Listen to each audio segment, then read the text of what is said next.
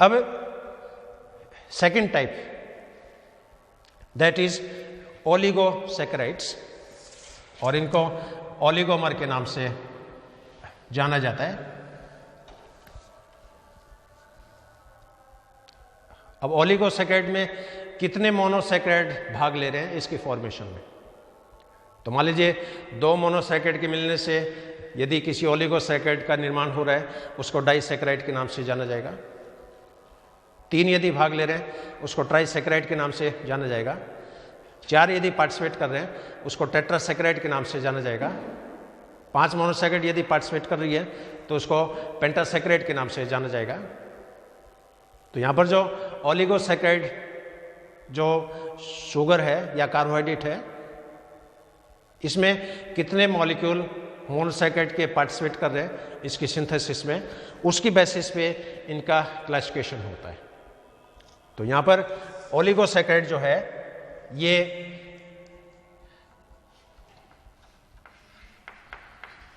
Disaccharide प्रकार की हो सकती है,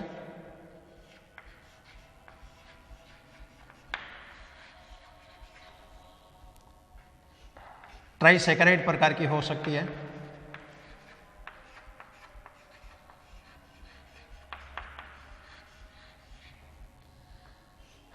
टेट्रासैकेराइड प्रकार की हो सकती है,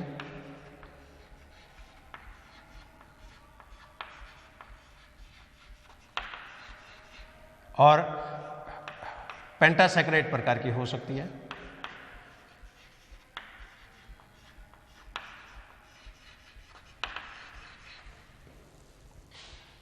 अब यहां पर डाइसैकेराइड जो होगी इसका निर्माण दो मोनोसैकेराइड के मिलने से होगा। ट्राइसैकेराइड का निर्माण तीन मोनोसैकेराइड के मिलने से होगा। टेट्रासैकेराइड का निर्माण चार मोनोसैकेराइड के मिलने से होता है, और पेंटासैकेराइड का निर्माण पांच मोनोसैकेराइड के मिलने से होता है। इन सभी के एग्जाम्पल और इनके अंदर कौन कौन से बॉन्ड है वो मैं आपको बताऊंगा। तो सबसे पहले यहां पर डाइसैकेराइड, डाइसैकेराइड। अब डाइसैकेराइड जो शुगर है इसका निर्माण दो मोनोसैकेराइड के मिलने से होता है। इसके मुख्य एग्जाम्पल में जो अपन जनरल रूटीन में जैसे अपने पर्पस की है, जैसे माल्टोज, ये डाइसैकेराइड है। सुक्रोज, ये भी डाइसैकेराइड है। Lactose, maltose, sucrose, lactose. सेलोबायोस,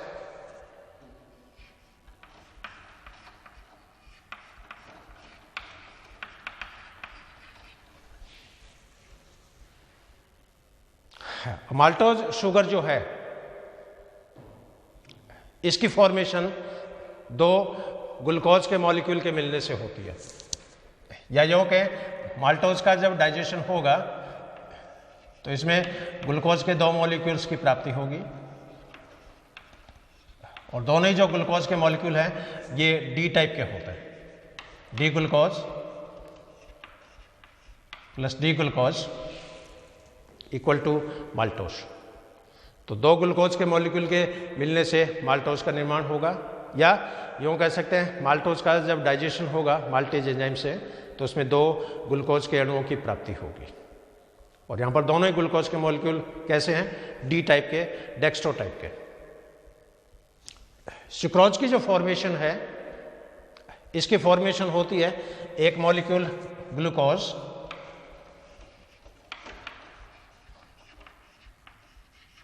और एक मॉलिक्यूल फ्रुक्टोज।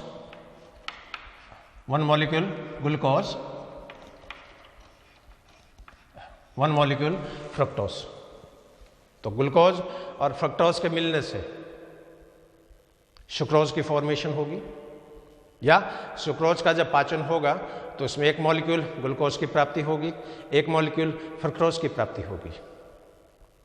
इसी तरह लैक्टोज का जब डाइजेशन होता है तो इसमें एक मॉलिक्यूल ग्लूकोज की प्राप्ति होती है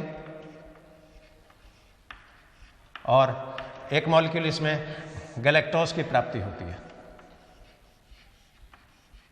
तो glucose plus galactose equal to lactose, और लैक्टोज का डाइजेशन करने के लिए लैक्टेज एंजाइम चाहिए।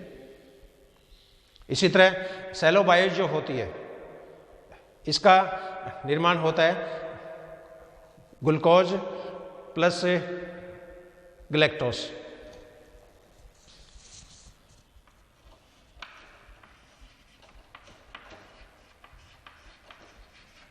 इसकी फॉर्मेशन होती है सेलोबायस में ग्लूकोज प्लस ग्लूकोज, यहां पर दोनों ग्लूकोज के मॉलिक्यूल होंगे लेकिन दोनों की जो टाइप है वो अलग अलग होती है। अब इसमें आप देख रहे हो ग्लूकोज के जो मॉलिक्यूल हैं ये एल्डोज टाइप की शर्करें हैं, फ्रुक्टोज के जो मॉलिक्यूल हैं ये कीटो टाइप की शर्करें हैं, और यहां पर ये रिंग फॉर्म में है। ग्लूकोज को अपने रेखीय सूत्र भी दिखाया है। ये ग्लूकोज के मॉलिक्यूल वलय के रूप में भी पाए जाते हैं, रिंग के रूप में भी पाए जाते हैं, और वलय के रूप में जब होते हैं तो इनके बीच में बॉन्डिंग बनेगी। तो माल्टोज का जब फॉर्मेशन होती है उसमें क्या होगा, पहला जो ग्लूकोज है इसका पहला कार्बन और सेकंड जो ग्लूकोज है इसका चौथा कार्बन, इन दोनों के बीच में बॉन्ड बनता है, एक मॉलिक्यूल पानी का निकलता है। तो यहां पर माल्टोज के अंदर जो बॉन्ड है वो बॉन्ड होता है अल्फा 1,4 टाइप का, alpha 1,4 glycoside bond.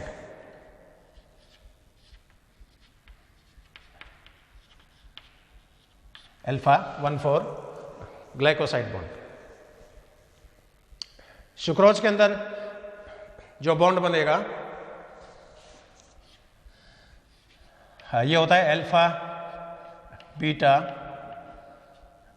1,2 glycoside type का, क्योंकि यहां पर ग्लूकोज है वो तो एल्डो शर्करा है और फ्रुक्टोज जो होती है वो कीटो शर्करा है, इसलिए ग्लूकोज का पहला कार्बन और कीटोज का सेकंड कार्बन, इन दोनों के बीच में बॉन्डिंग होती है। इसी तरह लैक्टोज जो होती है इसके अंदर बॉन्ड मिलेगा beta 1,4 glycoside, beta 1,4 glycoside bond, और सेलोबायोस जो होता है इसके अंदर भी बॉन्ड मिलेगा बीटा 1,4 ग्लाइकोसाइड। और एक मॉलिक्यूल जब पानी का निकलता है, एक जब ग्लाइकोसाइड बॉन्ड बनता है तो एक मॉलिक्यूल यहां पर पानी का निकलता है। तो डाइसैकेराइड के अंदर 2 मोनोसैकेराइड भाग ले रहे हैं, एक पानी का मॉलिक्यूल निकलेगा। ट्राइसैकेराइड में 3 मोनोसैकेराइड भाग ले रहे हैं, वहां पर 2 मॉलिक्यूल पानी के निकलेंगे।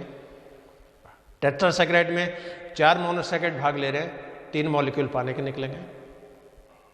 पेंटासैकेराइड में 5 मॉलिक्यूल मोनोसैकेराइड के पार्टिसिपेट कर रहे हैं, यहां पर 4 मॉलिक्यूल पानी के निकलेंगे। यानी जितने मोनोसैकेराइड है उससे एक कम, जितने मोनोसैकेराइड है उससे एक कम पानी का मॉलिक्यूल निकलेगा। 2 मोनो है 1 मॉलिक्यूल, 3 मोनो है 2 वाटर मॉलिक्यूल, 4 मोनो है 3 वाटर मॉलिक्यूल, 5 मोनो है 4 वाटर मॉलिक्यूल। तो यहां पर ये 4 मेन एग्जांपल है किसके, डाइसैकेराइड के, माल्टोज, सुक्रोज, लैक्टोज, सेलोबायोस। इसी तरह 3 मोनोसैकेराइड के बनने से यदि कोई ओलिगोमर बनेगा उसको बोलेंगे ट्राइसैकेराइड।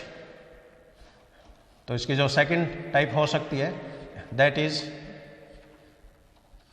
ट्राइसैकेराइड।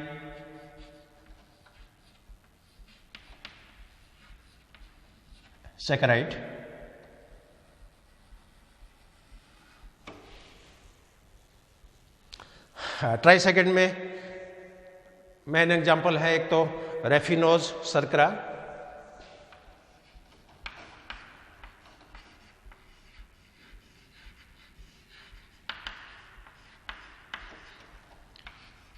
एक इसमें एग्जाम्पल है जेंटिएनोज,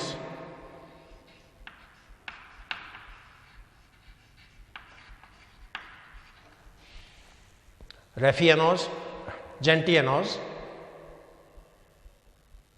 इन दोनों में 3-3 मोनोसैकेराइड प्रेजेंट होती है। अब रेफिनोज का जब डाइजेशन होता है तो इसके अंदर एक मॉलिक्यूल ग्लूकोज का निकलता है,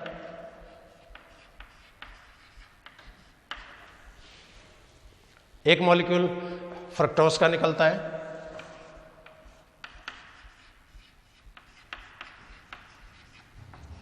और एक मॉलिक्यूल गैलेक्टोज का निकलता है। तो glucose plus fructose plus galactose. इसी तरह जेंटिएनोज का जब डाइजेशन होगा, इसके अंदर 2 मॉलिक्यूल ग्लूकोज के निकलेंगे, glucose plus glucose plus fructose. तो यहां पर 2 मॉलिक्यूल ग्लूकोज के हैं, एक मॉलिक्यूल यहां पर फ्रुक्टोज का निकलता है।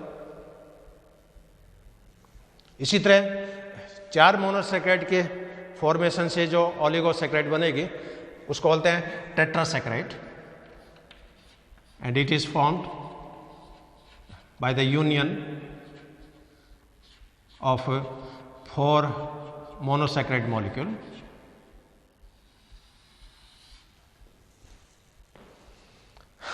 और टेट्रासैकेराइड का कॉमन एग्जाम्पल ये होता है स्टैकियोज, स्टैकियोज श्रृंखला या स्टैकियोज शुगर। और स्टैकियोज शुगर का जब डाइजेशन होगा तो इसमें 2 मॉलिक्यूल गैलेक्टोज के बनते हैं, 2 मॉलिक्यूल गैलेक्टोज के, एक मॉलिक्यूल ग्लूकोज का, एक मॉलिक्यूल फ्रुक्टोज का। इसी तरह 5 मोनोसैकेराइड के मिलने से यदि कोई ओलिगोमर बनेगा उसको बोलेंगे पेंटासैकेराइड।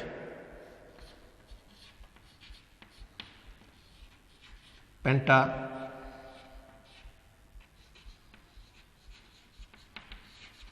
सैकेराइड।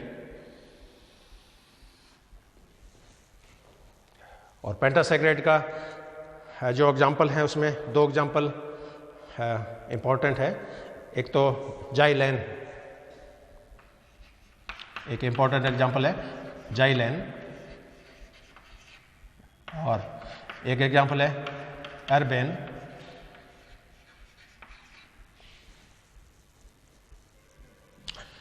जाइलेन के जो मॉलिक्यूल है इसका जब डाइजेशन होगा तो इससे 5 मॉलिक्यूल जाइलोज शुगर के प्राप्त होंगे। इसी तरह एर्बेन का जब डाइजेशन होगा तो इससे 5 मॉलिक्यूल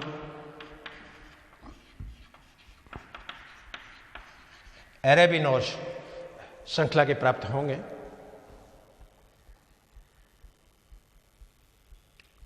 अब जब भी मोनोसैकेराइड से ओलिगोसैकेराइड बनता है तो जितने मोनोसैकेराइड पार्टिसिपेट कर रहे हैं उससे एक कम पानी के मॉलिक्यूल निकलेंगे। तो यहां पर डाइसैकेराइड जो है इसके अंदर एक मॉलिक्यूल पानी का रिमूव होगा, ट्राइसैकेराइड में 2 मॉलिक्यूल पानी के रिमूव होंगे, ट्राइसैकेराइड में 3 मॉलिक्यूल पानी के रिमूव होंगे।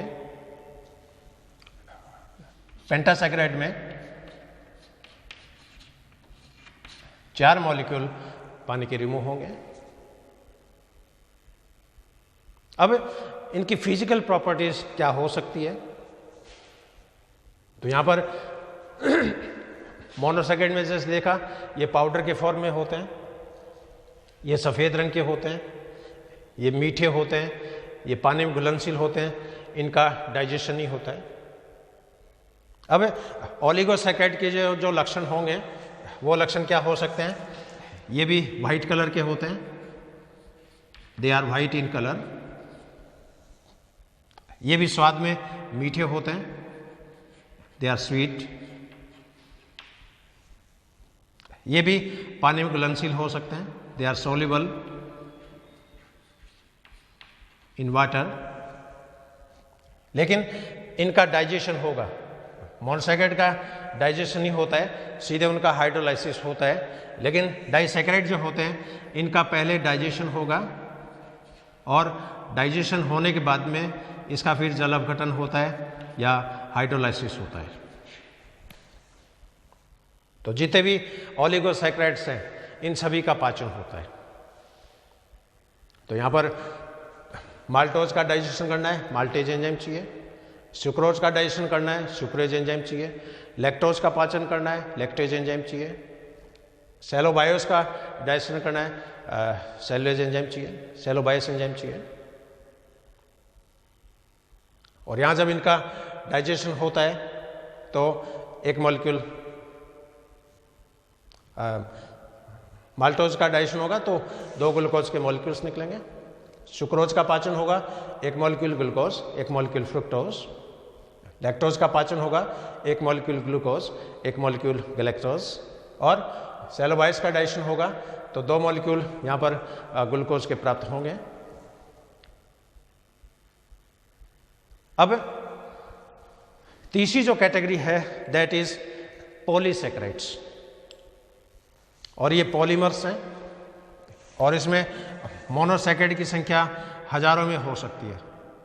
Number of monosaccharide may be up to several thousands.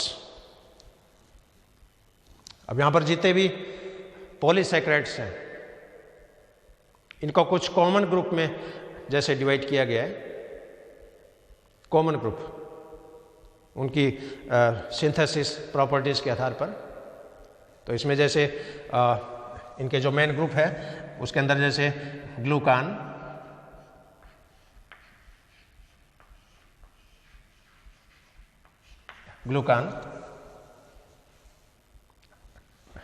गलेक्टॉन,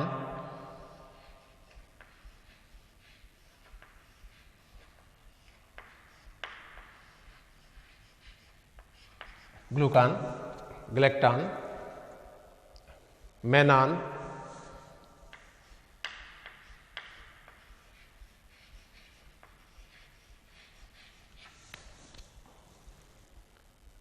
जाइलान,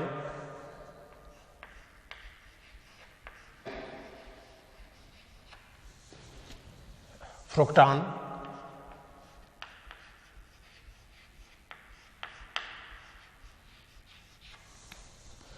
ये कुछ कॉमन टर्मिनोलॉजी है। ग्लूकान किन को बोलेंगे? ऐसे पॉलीसैकेराइड जो ग्लूकोज के द्वारा बनती है।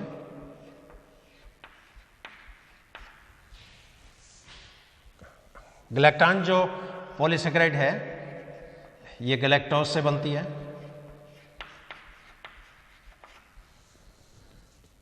मेनान जो श्रृंखला है ये मेनोज से बनती है।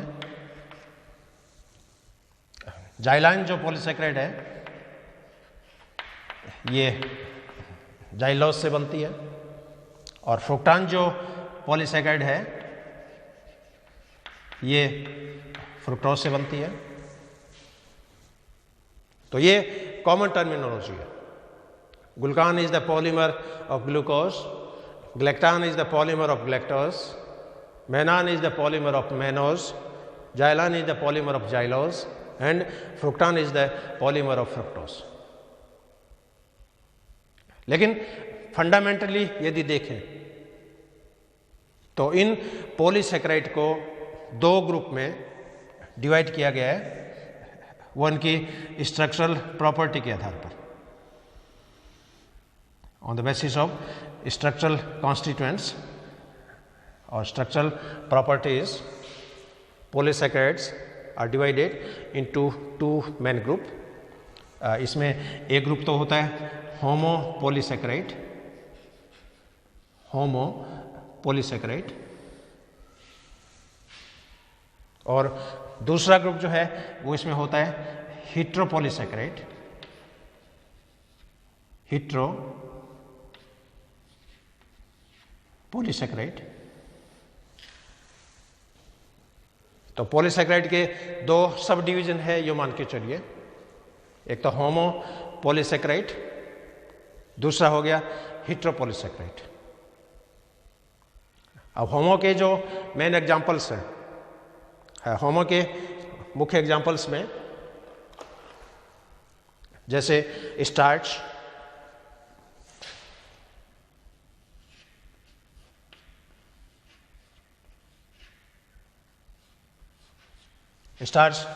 ये होमोपॉलीसेकेराइड है. इसी तरह ग्लाइकोजन, ये होमोपॉलीसेकेराइड है.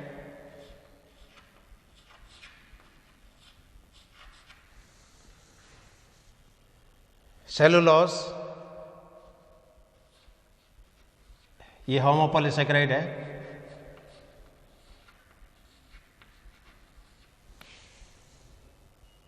इनुलिन, ये होमोपॉलीसेकेराइड है.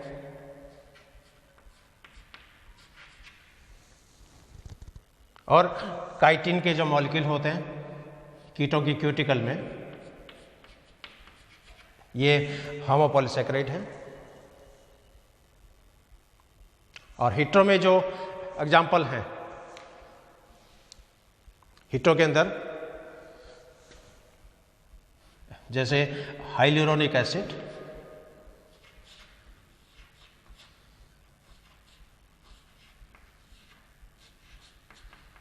हाइलुरोनिक एसिड,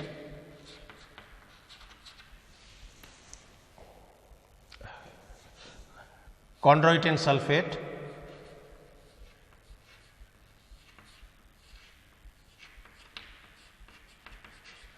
कॉन्ड्रोइटिन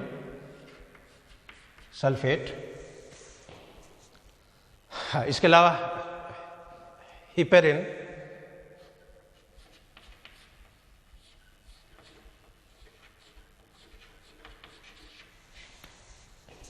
ये इनके मेन एग्जांपल्स हैं. अब इनकी फंक्शनल सिग्निफिकेंस क्या है वो भी मैं शॉर्ट में थोड़ी आपसे यहाँ शेयर करूँगा. जैसे सबसे पहला जो मॉलिक्यूल है स्टार्च,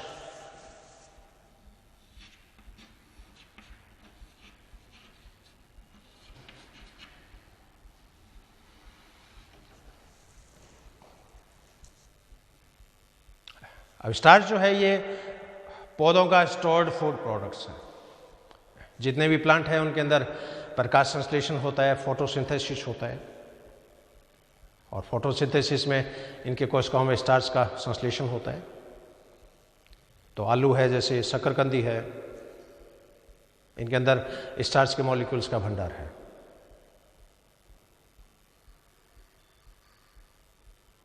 और स्टार्च जो होता है इसके दो मेन पार्ट होते हैं. एक तो एमाइलोज, ये मैं पहला एग्जांपल ले रहा हूँ ए के रूप में. इसके दो मेन कंपोनेंट हैं, एक तो एमाइलोज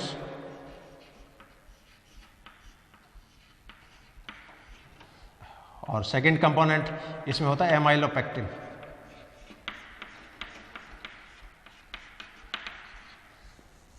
तो स्टार्च का जो मॉलिक्यूल है इसके दो मेन कंपोनेंट हैं, दो मेन कॉन्स्टिट्यूएंट्स हैं.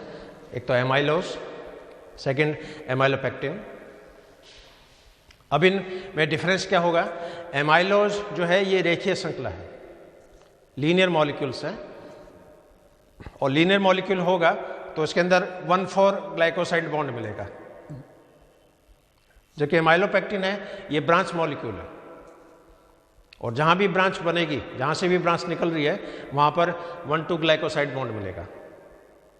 तो यहाँ पर जो एमाइलोज है इसके अंदर तो केवल 1,4 ग्लाइकोसाइड बॉन्ड है, लेकिन एमाइलोपेक्टिन के अंदर 1,4 ग्लाइकोसाइड बॉन्ड भी हैं और 1,2 ग्लाइकोसाइड बॉन्ड भी है। इसके अलावा एमाइलो जो होती है ये स्टार्च का 20% पार्ट बनाता है। एमाइलोपेक्टिन स्टार्च का 80% पार्ट बनाता है।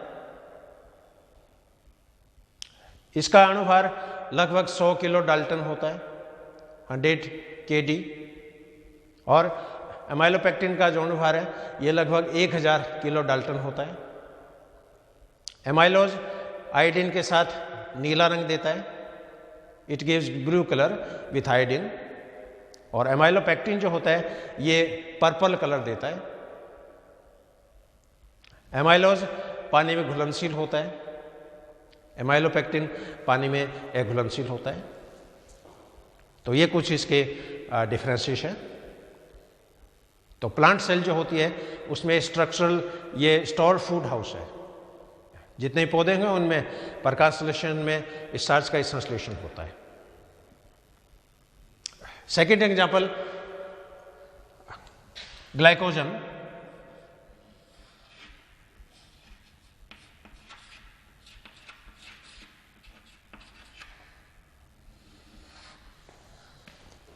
ग्लाइकोजन जो है ये एनिमल्स का स्टोर्ड प्रोडक्ट है। पौधों में तो संग्रहित भोजन स्टार्च है, उसी तरह प्राणियों में संग्रहित भोजन ग्लाइकोजन है। अब अपनी बॉडी में भी आप जैसे ग्लूकोज खा रहे हो तो पहले तो ग्लूकोज बॉडी की नॉर्मल एक्टिविटी में काम में आ जाएगा, ग्लाइकोलाइसिस में, क्रेब साइकिल में, एनर्जी प्रोडक्शंस में। लेकिन आवश्यकता से ज़्यादा जो ग्लूकोज होता है ये ग्लूकोज लीवर में चला जाएगा, मांसपेशियों में चला जाएगा, और लीवर में ये ग्लूकोज ग्लाइकोजन में कन्वर्ट हो जाता है, मसल्स में भी ये ग्लाइकोजन में कन्वर्ट हो जाता है। तो अपनी बॉडी में आवश्यकता से ज़्यादा जो ग्लूकोज होता है ये ग्लाइकोजन के रूप में मांसपेशियों में और लीवर की सेल में संग्रहित रूप में मिलता है, और दोनों एक दूसरे में कन्वर्ट भी हो सकते हैं। लीवर का ग्लाइकोजन मसल्स के ग्लाइकोजन में परिवर्तित हो सकता है, मसल्स का ग्लाइकोजन लीवर के ग्लाइकोजन में परिवर्तित हो सकता है। ये एक स्पेशल साइकिल होती है जिसको कोरी साइकिल बोलते हैं। और ग्लाइकोजन के मॉलिक्यूल्स में 10,000 तक ग्लूकोज के मॉलिक्यूल हो सकते हैं, और ये भी शाखित प्रकार का मॉलिक्यूल है, लीनियर मॉलिक्यूल नहीं है, ये ब्रांच टाइप का मॉलिक्यूल है। जैसे इस तरह की इसमें ब्रांचेस निकलती है, और जहां जहां ब्रांचेस निकलेगी वहां पर 1,2 ग्लाइकोसाइड बॉन्ड मिलेगा, और बाकी जो लीनियर श्रृंखलाएं हैं उनके अंदर 1,4 टाइप का ग्लाइकोसाइड बॉन्ड मिलेगा। तो ग्लाइकोजन में जितनी शाखाएं हैं उतने 1,2 ग्लाइकोसाइड बॉन्ड हैं, और बाकी के जो बॉन्ड हैं वो 1,4 टाइप के हैं। इसलिए ग्लाइकोजन में 1,4 ग्लाइकोसाइड बॉन्ड की संख्या 1,2 ग्लाइकोसाइड की तुलना में काफ़ी ज़्यादा होती है। हाँ, एक इंपॉर्टेंट एग्जाम्पल है इसमें सेलुलोज।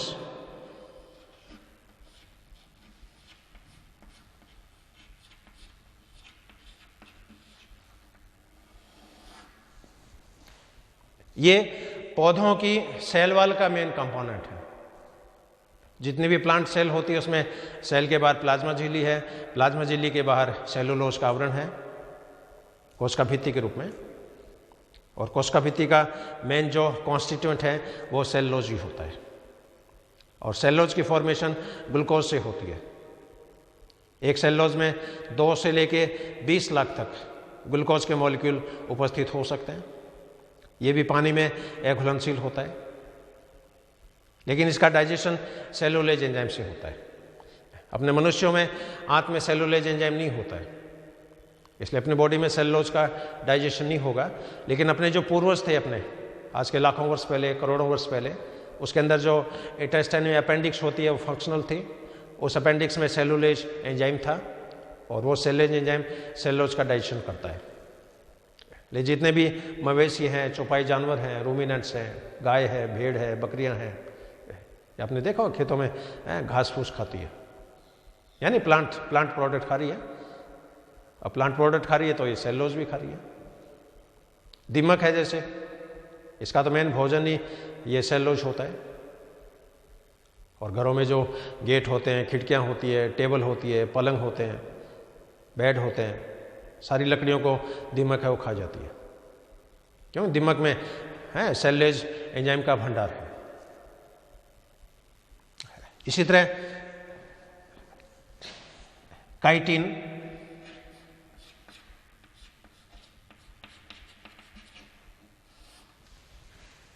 अब जिस तरह सेलुलोज प्लांट सेल का स्ट्रक्चरल पॉलीसेकेराइड है, उसी तरह एनिमल्स में काइटिन स्ट्रक्चरल पॉलीसेकेराइड है। लेकिन काइटिन सभी एनिमल्स में नहीं मिलेगी।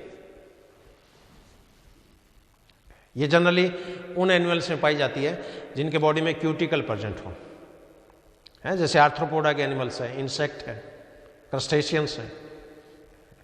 अब इनकी स्किन में क्यूटिकल होती है और क्यूटिकल का जो मेन मॉलिक्यूल है वो काइटिन होता है। इसी काइटिन का इनकी क्यूटिकल बहुत हार्ड होती है, पराबैंगनी किरणों से बॉडी की प्रोटेक्शंस करती है। काइटिनेज एंजाइम से इसका डाइजेशन होता है और ये N acetyl D glucose amine का ये पॉलीमर होता है।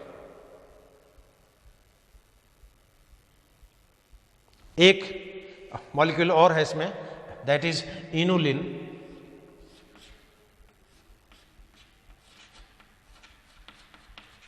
Inulin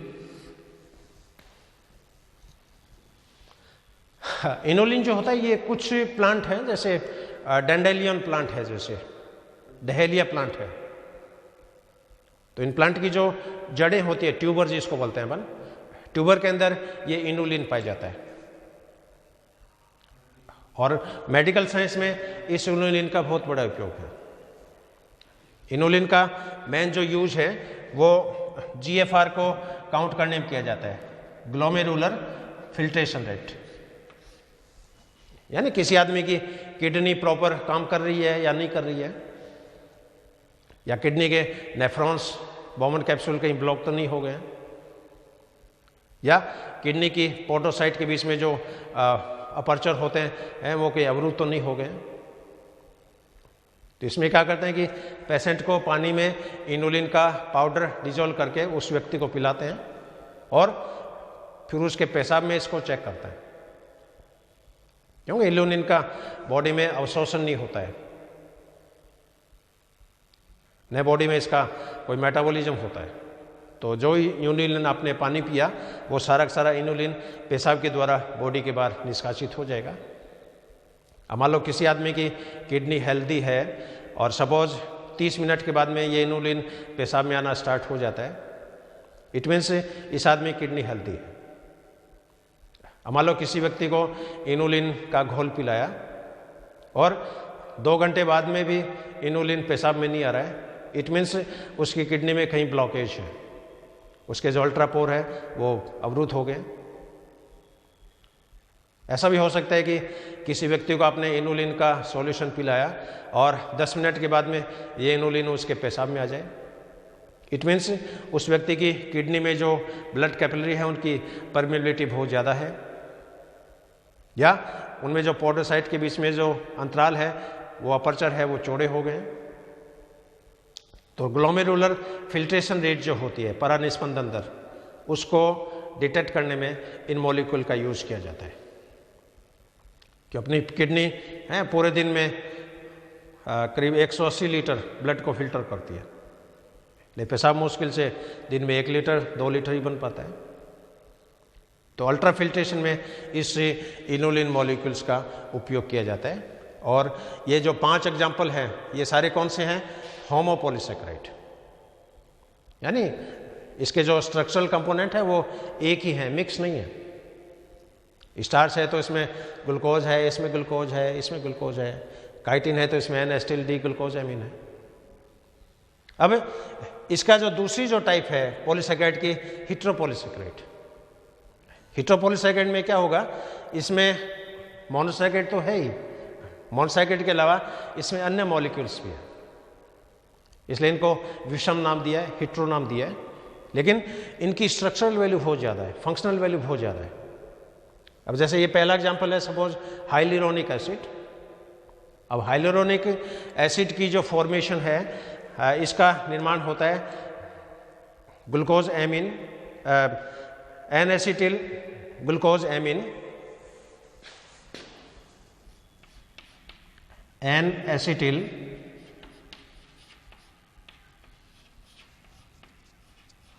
glucose amine plus gluconic acid,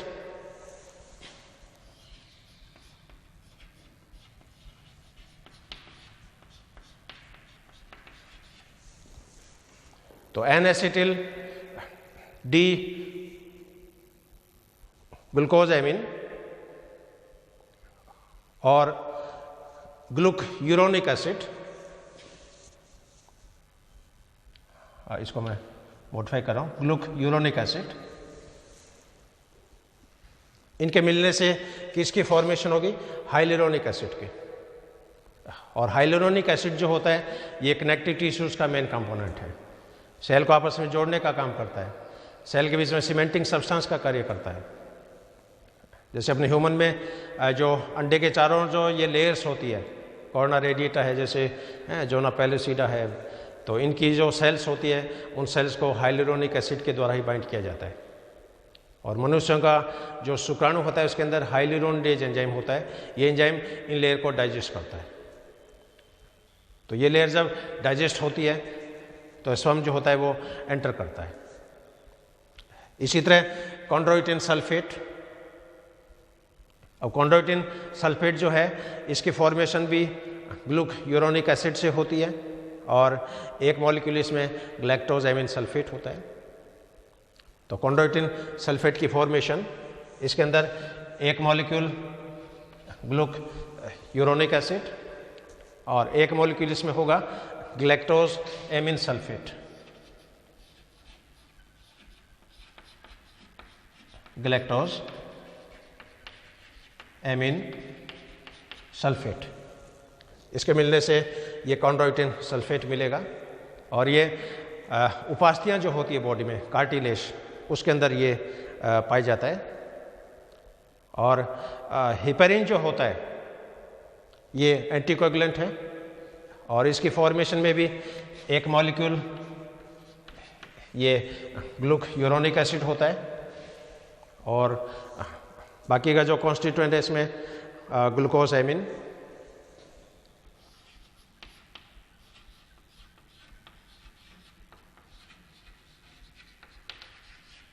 तो ग्लूकोज एमीन प्लस ग्लूक्यूरोनिक एसिड, इसके मिलने से हिपेरिन की फॉर्मेशन होगी। और बॉडी में जब हिपेरिन होता है तो ये एंटीकोगुलेंट है और ये रुधिर को जमने से रोकता है।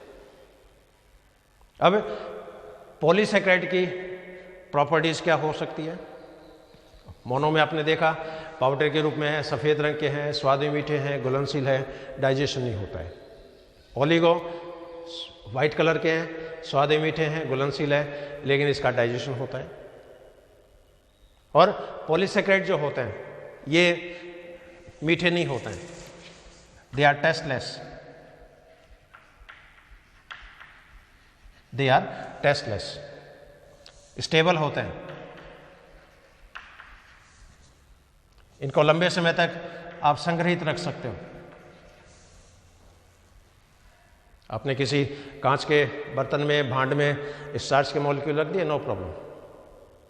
लेकिन कांच में आपने चीनी रख दी तो चीनी आप देखते हो 5-6 महीने बाद में उसका कलर चेंज हो जाता है। खुली छोड़ तो हवा से रिएक्शंस करती है, नमी को सोच लेती है। तो इनको आप लंबे समय तक आप इनको स्टोर्ड रख सकते हो और इनका डाइजेशन होगा।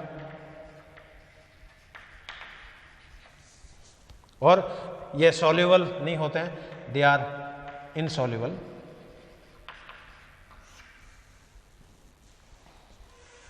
और सॉल्युबल करना है तो फिर गर्म पानी के अंदर।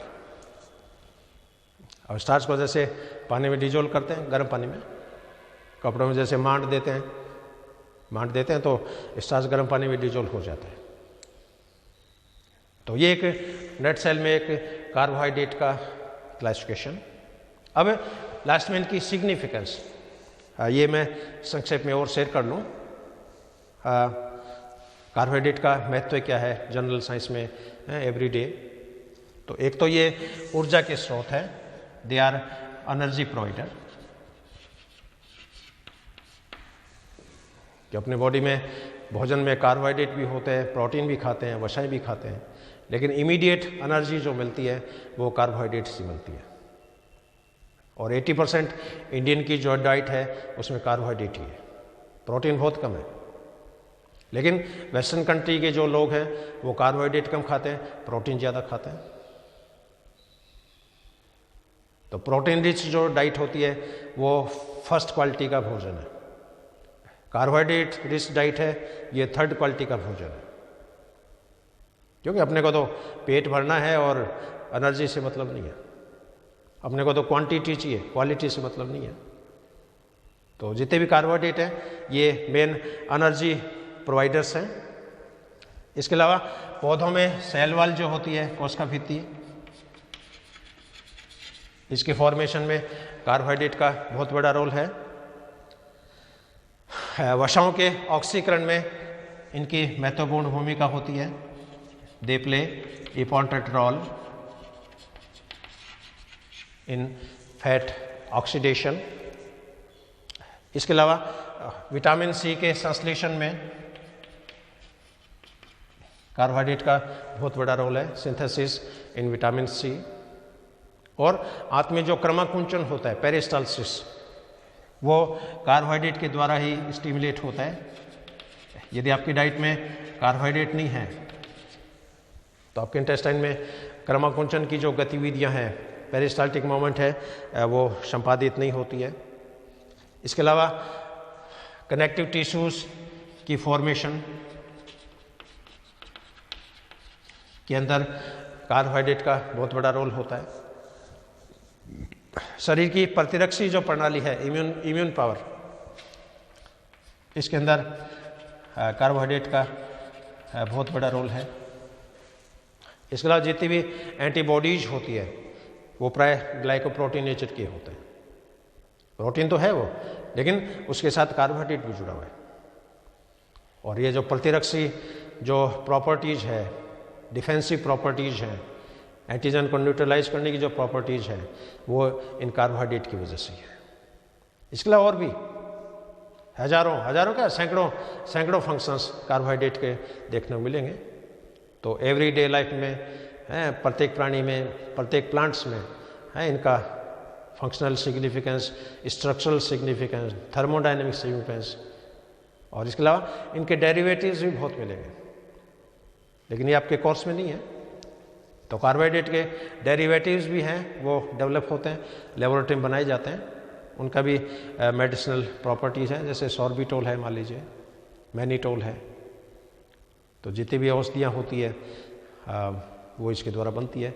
कुछ फर्मेंटेड प्रोडक्ट होते हैं, कुछ इसके अंदर एनऑक्सीडेटिव मेटाबॉलिज्म में इनके प्रोडक्ट हैं वो बनते हैं। तो कार्बोहाइड्रेट की स्ट्रक्चरल प्रॉपर्टीज़ है वो देखने को मिलेगी, थर्मोडायनेमिक प्रॉपर्टीज़ देखने को मिलेगी, डिफ्रैक्शन प्रॉपर्टीज़ इसमें देखने को मिलेगी। तो जनरली जो ग्लूकोज जैसे होता है तो उसका लीनियर फॉर्मूला भी है, रिंग फॉर्मूला भी है और चेयर मॉडल भी होता है।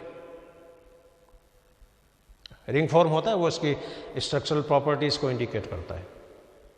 रिंग फॉर्मूला है वो उसके थर्मोडायनेमिक प्रॉपर्टीज़ को शोल्व करता है। चेयर मॉडल जो होता है वो उसकी डिफ्रैक्शन प्रॉपर्टीज़ को शोल्व करता है। तो जितने मॉलिक्यूल हैं वो लीनियर फॉर्म हो गए, फिर डेक्सरोटेटरी हो गए, लेवोरोटेटरी हो गए।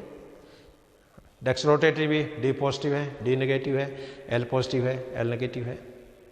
क्योंकि ये जो डिटेल जो क्लासिफिकेशन है ये पोलराइज लाइट ट्रांसमिट होने के बाद में किधर टर्न करती है, किधर रोटेट करती है, उसकी बेसिस पे ये क्लासिफिकेशन है। क्योंकि पोलराइज लाइट जो होती है उसमें वाइब्रेशन एक ही तल में होता है, सूरज की जो नॉर्मल लाइट है या इस जो ट्यूबलाइट की जो लाइट है, ये पोलराइज लाइट नहीं है, इसके अंदर वाइब्रेशन है। लेकिन सफ़ेद जो प्रकाश होगा, पोलराइज लाइट होगी, उसमें कंपन का तल एक ही होता है। तो इन मॉलिक्यूल के फर्दर सब टाइप्स जो हैं उनको डिटेक्ट करने में इनका यूज होता है, ध्रुवित प्रकाश का। तो ये एक नटसेल में आज का अपना व्याख्यान, structure of carbohydrate, it's classification and it's functional significance. और मैं समझता हूँ ये व्याख्यान आपके समझ में आया होगा और आप इस व्याख्यान को ध्यान से सुने। बार बार आप इस चैनल को, वीडियो को आप देखते रहें, अपने नोट्स हैं वो आप कंपाइल करें और किसी भी तरह की कोई क्वेरी हो, क्वेश्चंस हो तो आप डायरेक्ट हमसे संपर्क कर सकते हैं। आपकी सभी समस्याओं का समाधान किया जाएगा। और एक बार इसी के साथ हमारे महाविद्यालय की तरफ से, हमारे डिपार्टमेंट की तरफ से, मेरी तरफ से आप सभी को हार्दिक धन्यवाद प्रेषित करता हूँ। I am highly thankful to you, I am highly grateful to you. Have a good day, have a great day. Thank you very much.